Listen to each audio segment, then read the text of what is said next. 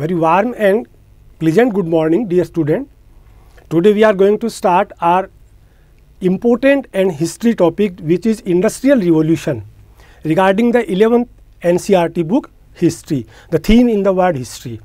तो बच्चों आप जानते हैं कि इंडस्ट्रियल रिवॉल्यूशन जो है वो इंग्लैंड में हुआ था और इसका जो टाइम पीरियड है वो 18th-19th सेंचुरी था स्पेशली, और उसमें भी जो उसका पीक टाइम था वो 1850 का माना गया है, क्योंकि इंग्लैंड में इस समय में ट्रांसपोर्टेशन, कैनाल्स, रेलवेज, उनका डेवलपमेंट पीक पे था।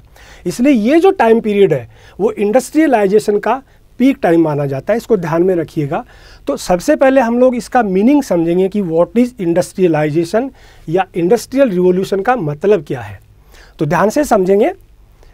इंडस्ट्रियल रिवॉल्यूशन का मतलब ये है कि जो परंपरागत चीज़ें होती हैं, जैसे हैंडलूम है, हाथ से जो काम होता था, या जो मैन पावर से, एनिमल पावर से जो काम करते थे, वो बजाय उनके अब टेक्निकल और मशीनों से, कंप्यूटर से होने लगता है। उसका परिणाम क्या होता है? एज ए रिजल्ट उससे एक तो जो प्रोडक्शन होता है उसकी क्वालिटी, मोर प्रोडक्शन बढ़ जाता है, उसकी टेक्निक एंड स्किल्स ज़्यादा अच्छी होती हैं, अच्छी चीज़ें बेटर होती हैं, और कम समय में ज़्यादा प्रोडक्शन उससे होने लगता है। तो पहला पॉइंट इसका है इंडस्ट्रियल रिवॉल्यूशन, यानी औद्योगिकरण का जो मीनिंग हम समझ रहे हैं, उसमें पहली बात आपको ये समझनी है कि इसमें नए आविष्कार जो होते हैं, नई नई चीज़ों का डेवलपमेंट होता है, टेक्निकल डेवलपमेंट इसमें बहुत ज़्यादा होता है, क्योंकि इंडस्ट्रियल प्रोग्रेस टोटली बेस होती है टेक्नोलॉजी पे। तो इंग्लैंड में ये सारी सूटेबल थी। तीसरा इसका मीनिंग अगर हम जानें तो use of machines and computers, क्योंकि उसमें सारी चीज़ें हम टेक्निकली इन्वेंट कर सकते हैं, डेवलप कर सकते हैं। साइज एंड शेप को लेकर के कितनी क्वांटिटी, कितनी क्वालिटी में क्या करना है, वो हम मशीनों की सहायता से कर सकते हैं, बाकी ये पॉसिबल नहीं है। अगला अगर इसका मीनिंग की बात करें तो loss of cottage and handloom. आपको एक सिंपल एग्जांपल देता हूं कि पुराने ज़माने में हम लोग जो प्रोडक्शन करते थे, जैसे for the example agricultural production जो हम करते थे, वो डेफिनेटली कैमल्स, बुल्स, ऑक्सन, इनकी मदद से करते थे। फिर ट्रैक्टर आया और भी लेटेस्ट मशीनें आ गई और प्रोडक्शन बढ़ गया। ग्रीन रिवॉल्यूशन आई, उसके बाद में तो पूछिए मत कि क्या क्या एग्रीकल्चरल टेक्नोलॉजी में डेवलपमेंट हुए।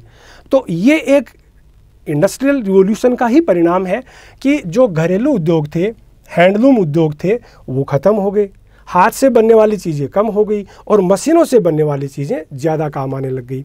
जैसे कि आज हम कपड़ा पहनते हैं, पहले के ज़माने में गांधी जी चरखे पे कपड़ा बुनते थे, उसमें क्वालिटी ठीक अच्छी होती थी, लेकिन इतनी बड़ी पॉपुलेशन की सप्लाई उस एक पर्टिकुलर हाथ से बने हुए कपड़े से पॉसिबल नहीं थी। आज आप शोरूम में जाइए, बड़े बड़े अच्छे से मनपसंद ब्रांडेड कपड़े ले लीजिए, कोई भी एग्जांपल किसी भी गुड्स का आप समझिए, तो वो पॉसिबल क्यों है? क्योंकि इंडस्ट्रीज़ ने वो प्रोडक्शन बूम और ड्रास्टिक लेवल पे आपको दिया। देन इससे क्या होता है, ज़्यादा मात्रा में और ज़्यादा कोई चीज़ प्रोडक्शन होता है तो वो सस्ती भी होती है। उसकी क्वालिटी एंड क्वान्टिटी अगर ग्रोथ करेगी तो उसकी रेट ऑटोमेटिक डाउन जाएगी। तो ज़्यादा प्रोडक्शन होगा, सस्ता होगा। ये सारी चीज़ें आपको इंडस्ट्रियल प्रोडक्शन या इंडस्ट्रियलाइजेशन को समझने के लिए काफ़ी है। अब हम दूसरे पॉइंट की बात करेंगे कि इंडस्ट्रियल जो चीज़ है उसके लिए हमें क्या क्या ज़रूरत होता है, या इंडस्ट्रियलाइजेशन अगर करना है तो क्या क्या चाहिए। एक पॉइंट पे पहले ध्यान दिलाता हूँ मैं आपका कि सेकंड पॉइंट से आप थर्ड पे अगर आएंगे तो यहाँ लिखा है वाई इन इंग्लैंड।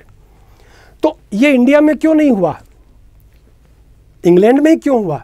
बहुत सारी चीज़ें हैं बच्चे जो मैं डेप्थ तक आपको लेके चलूँगा एक short and sweet 10 minute video में। आप ध्यान से देखते रहिएगा, वॉच कीजिएगा। तो कैपिटलिज्म में या जो भी ये चीज़ लिखी हैं वो इंडस्ट्रियलाइजेशन के लिए ज़रूरी होती हैं। सबसे पहले हमें इंडस्ट्रियलाइजेशन में क्या ज़रूरी है, देखिए, पूंजी चाहिए होती है। जैसे कोई भी इंडस्ट्री या शॉप या कोई भी बड़ा अपन उद्योग लगाते हैं तो हमें बहुत सारी चीज़ों की ज़रूरत पड़ती है। उसमें हमें रॉ मटेरियल चाहिए होता है, उसमें हमें पूंजी चाहिए होती है, स्किल्ड लेबर चाहिए होता है, और मशीनरी, बहुत सारी चीज़ें चाहिए होती हैं। तो वैसे इंडस्ट्रियलाइजेशन वो तो एक पूरे बड़े लेवल पे होता है, तो उसमें भी हमें इन चीज़ों के ताम झाम बड़े लेवल पे करने होते हैं, जो कि इंग्लैंड में बड़े लेवल पे पॉसिबल थे। तो सबसे पहले आप ध्यान से देखिएगा कि इंडस्ट्रियलाइजेशन में क्या चाहिए होता है, कैपिटल यानी पूंजी। स्किल्ड मजदूर के लिए, मशीनरी खरीदने के लिए, लेबर्स के लिए, टेक्नोलॉजी खरीदने के लिए आपको बिजली का भी चाहिए, पानी का भी अरेंजमेंट चाहिए, आपको बहुत ही टूल एंड टेक्निक, बहुत सी चीज़ें चाहिए होती हैं। तो इसके लिए आपको पूंजी चाहिए होती है सबसे बड़ी। और government policies, very important topic. आपको याद है बच्चों, बाड़मेर रिफाइनरी राजस्थान में कितनी मुश्किल से लगी थी, सरकारें चेंज हो गई। मैं थोड़ा सा गहराई में जाके आपको पॉलिटिक्स की बात समझाऊंगा जो कि इन चीज़ों को बड़े लेवल पे अफेक्ट करती हैं।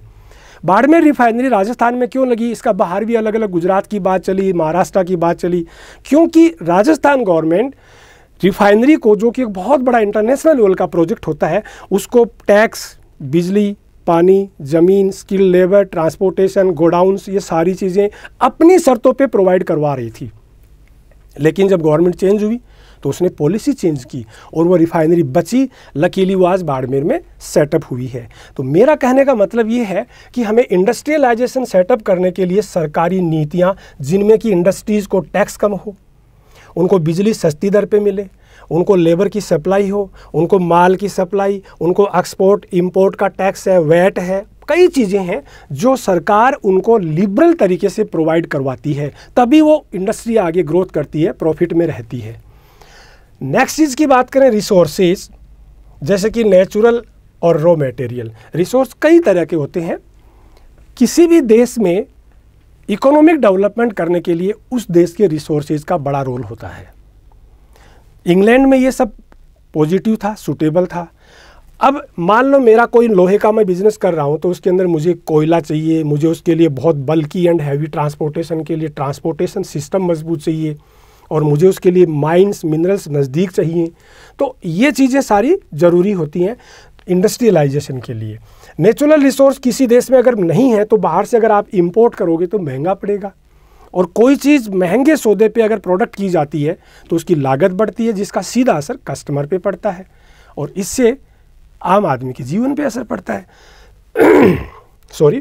तो ये नेचुरल चीज़ें भी बहुत ज़रूरी हैं इंडस्ट्रियलाइजेशन के लिए।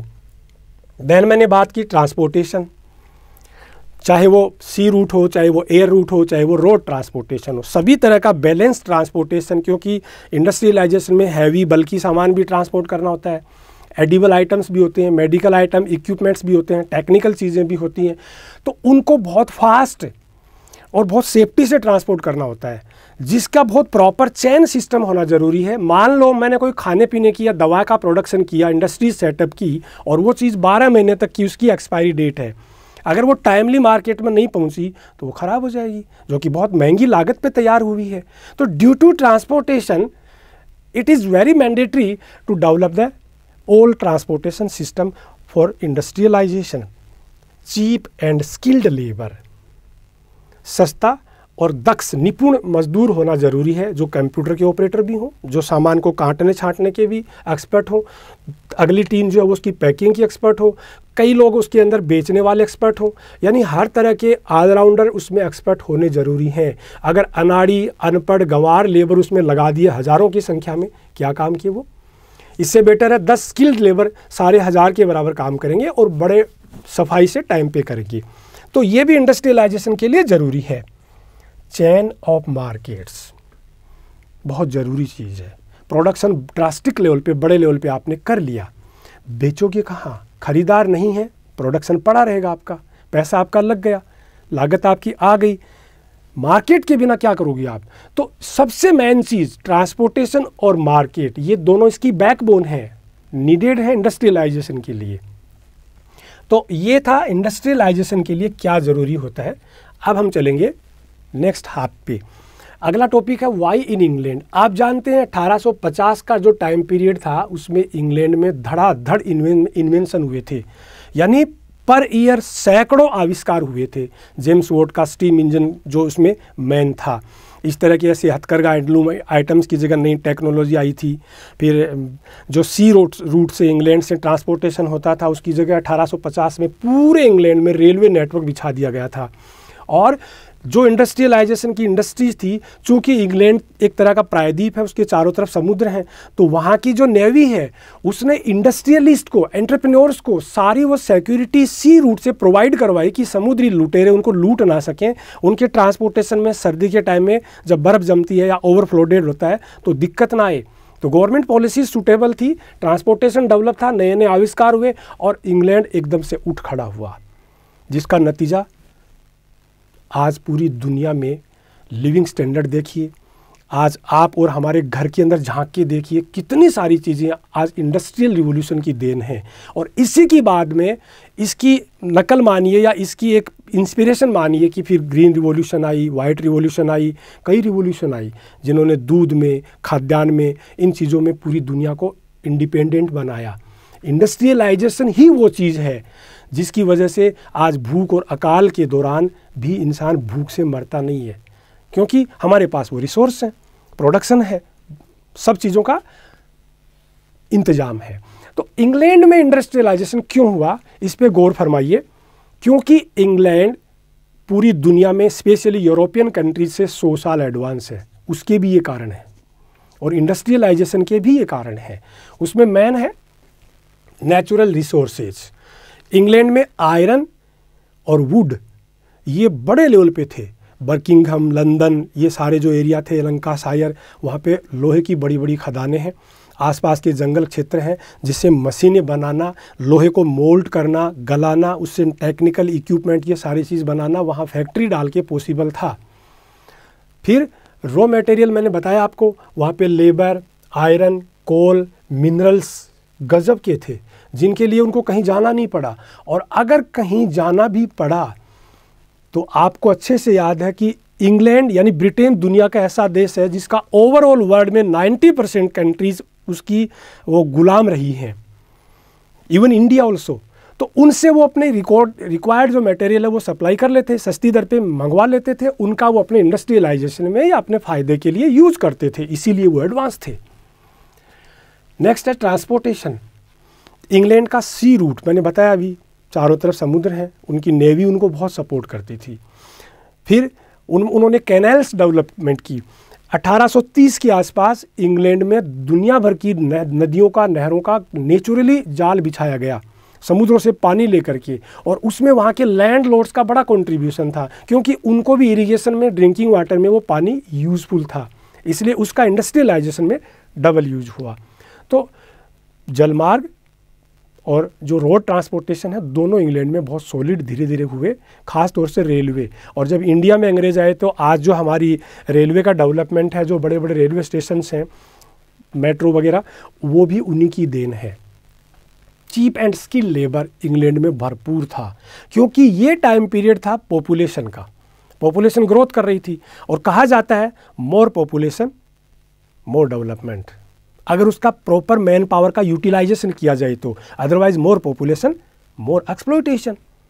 तो cheap and skill labour England में खूब था, जो हर वैरायटी और क्वालिटी का हर इंडस्ट्रीज़ के अकॉर्डिंग अवेलेबल था, इसलिए इंग्लैंड में ये इंडस्ट्रियलाइजेशन हुआ।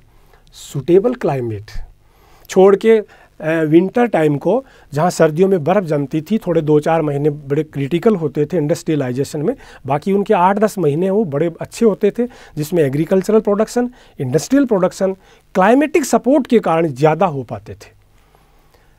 सूटेबल गवर्नमेंट पॉलिसीज़, मैंने एग्जाम्पल दिया, सी रूट से उस ज़माने में समुद्री लुटेरे पूरी दुनिया भर के हावी रहते थे। लाल सागर, अरब सागर, ये सारे इलाके थे जहाँ से एक्सपोर्ट इंपोर्ट होता था, व्यापारियों को लोग लूटते थे। लेकिन इंग्लैंड की नेवी ने वहाँ पे ब्रिटिश व्यापारियों को स्पेशल प्रोटेक्शन प्रोवाइड करवाया, और इसी बदौलत वो उस रूट से आराम से अपना सामान लाने ले जाने में सेफ महसूस करते थे। इसके अलावा टैक्स पॉलिसीज़, अन्य जो रिक्वायर्ड मटेरियल है या जो भी चीज़ गवर्नमेंट से हेल्प चाहिए वो इंग्लैंड के एंटरप्रेन्योर्स, व्यापारियों को मिलती थी। शॉर्ट में लास्ट टॉपिक अपन पढ़ेंगे 19वीं सदी के औद्योगिकरण के नुकसान और फ़ायदे। सीधे सीधे लिखे हैं। इंडस्ट्रियलाइजेशन के फ़ायदे क्या हैं आप सब जानते हैं। बड़े स्केल पर प्रोडक्शन होता है, क्वालिटी और चीप सामान मिलता है। आज के ज़माने में देख लीजिए, स्मार्टफोन्स आ रहे हैं नए नए, एक से बढ़कर एक आ रहा है, कितना कंपटीशन है। आज भी जो इंडस्ट्रियलाइजेशन है वो पीक पे है, वो नेक्स्ट जनरेशन का इंडस्ट्रियलाइजेशन है, लेकिन इसकी शुरुआत यहीं थी। Saving of time and toil, समय और श्रम की बचत, क्योंकि मशीन से प्रोडक्शन होगा तो धड़ाधड़ बहुत बड़े लेवल पे वो प्रोडक्शन होता है। एक चीज़ को हम हाथ से प्रोडक्शन करेंगे, एक हाथ से आटा पीसेंगे, एक मशीन चक्की से पीसेंगे, फ़र्क पड़ेगा ना। एक चरखे से गांधी जी कपड़ा बुनते थे, आज एक मशीन से कपड़ा बुना जाता है, तो उसकी क्वालिटी और क्वांटिटी दोनों में फ़र्क आएगा। टाइम एंड टॉयल की श्रम होती है, ये इसकी पॉजिटिविटी है, एडवांटेज है, लाभ है, फ़ायदे हैं। लिविंग स्टैंडर्ड, आज आपका जो लिविंग स्टैंडर्ड है, आपकी जो नेक्स्ट जनरेशन है, वो इसी आधुनिक इंडस्ट्रियलाइजेशन की वजह से और भी ज़्यादा लिविंग स्टैंडर्ड को जिएगी, भुगतेगी। और आज भी आप देख रहे हैं हमारा सब काम बटन से होता है, कितना लाइव लग्जरी, एक से बढ़कर एक लग्जरी गाड़ियाँ। आप आज यहाँ हैं, कल आप अमेरिका में होंगे। किसी चीज़ की कमी बाज़ार में नहीं है ड्यू टू इंडस्ट्रियलाइजेशन। अब अगर इसके लॉस की बात करें तो लास्ट टॉपिक है एक्सप्लॉयटेशन। क्योंकि पूंजीपतियों का ये ज़माना था, उद्योग लगाना, इंडस्ट्रीज लगाना पूंजीपतियों का काम है, गरीब आदमी तो कहाँ से लगाएगा। तो वो लोग क्या करते थे, महिला और बच्चों का विशेष तौर पे शोषण करते थे। महिला और बच्चे सस्ते पड़ते थे, फिर उनकी शिफ्टिंग जो इंडस्ट्रीज़ की है वो दिन रात 24 घंटे मशीनें चलती थी। शुरू में नई मशीनें थी, उसमें इतनी कम गैप था जिसमें केवल बच्चा जा सकता था, और उनको भी डबल शिफ्ट में काम करना होता था। आपकी बुक में दे रखा है बच्चों, 11th-12th में अगर आप देखेंगे हिस्ट्री में, तो नींद आती थी बच्चों को। कई बच्चे उन मशीनों के अंदर पिस जाते थे, कटिंग कराने का टाइम नहीं होता था, उनके बाल मशीनों में उलझ जाते थे और वो वहीं मशीनों में सोए रह जाते थे। This was the peak of exploitation, क्योंकि यहाँ भी जनसंख्या वृद्धि ही इस एक्सप्लॉयटेशन का एक कारण था। तो महिला और बच्चों का या गरीब लेबर वर्ग जो थे उनका बहुत ज़्यादा शोषण इंडस्ट्रियलाइजेशन में हुआ था। ये इसका सबसे बड़ा ड्रॉबैक है। नेक्स्ट, कैपिटलिज्म, पूंजीवाद का बोलबाला। मध्यम वर्ग डाउन था, गरीब भी डाउन था, और जो जनरेशन गैप था उच्च वर्ग और निम्न वर्ग वो बढ़ता जा रहा था, यानी अमीरों का साम्राज्य एक तरह से बनता जा रहा था। Gap between poor and rich, I told you already. और अनएम्प्लॉयमेंट, 10 आदमी जो हाथ से काम करते हैं उनको रोजगार मिलता है, वही काम एक छोटी सी मशीन 1 घंटे में कर देती है। तो इंडस्ट्रियलाइजेशन से हैंडलूम और ये सब हमने पढ़ा है, इसके अंदर भी नुकसान हुआ है, तो एम्प्लॉयमेंट का भी नुकसान हुआ है। That's all. आई होप कि आपको ये टॉपिक अच्छा लगा होगा। My humble request to all of you, please view, like, share this video as drastic level, as forward as it is possible. Thank you very much.